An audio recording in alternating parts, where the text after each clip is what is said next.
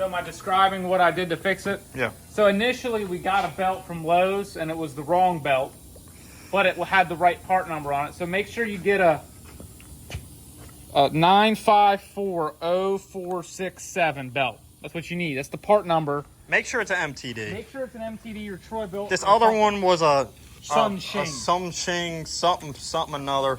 Supposed to be identical. 90.8 inches. It was like an inch off, probably. Apparently, these 42 and 46 inch riding mowers take like a standardized belt between multiple brands under the MTD sub branding or something. Troy built, Craftsman, probably Boland's, a multitude of different mowers. They all have this variable speed drive belt. So you got a forward reverse neutral selector, and you got this variable speed part, which is actually like just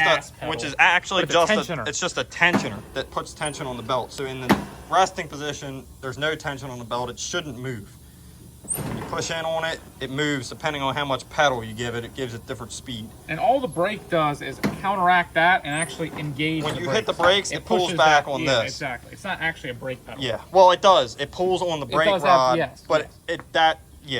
So basically, don't buy the Chinese knockoff belts. Spend the $25 on the Troy belt that was bought at Tractor Supply.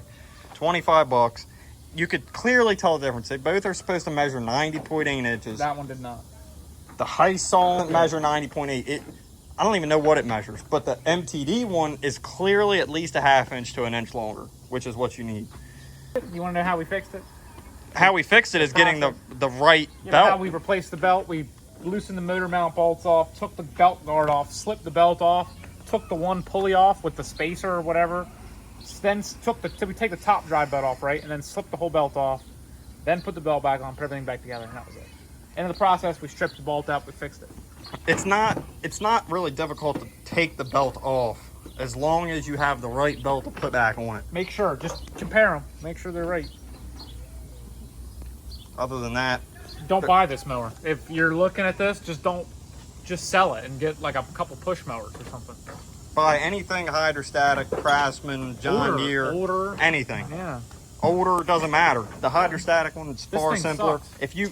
Apparently I've read online that some people have problems with these belts coming off multiple times a year, and they're only cutting their grass with it. You don't want to deal with that. Just get a hydrostatic. Sucks. This is like Fisher Price riding mower. I mean, it's not. It does. It feels like a freaking Power Wheels. That's what it feels like. So, nobody's documented this. I felt the need to document some of this so Make sure you get that part number. As long as you get a real belt, it'll work. You won't have a problem with this. If you get the fake belt, knockoff belt, cross-referenced part number belt, you're going to have problems. What do you say? What do you say to the people? Thank you for watching. Fuck you. Get a better mower.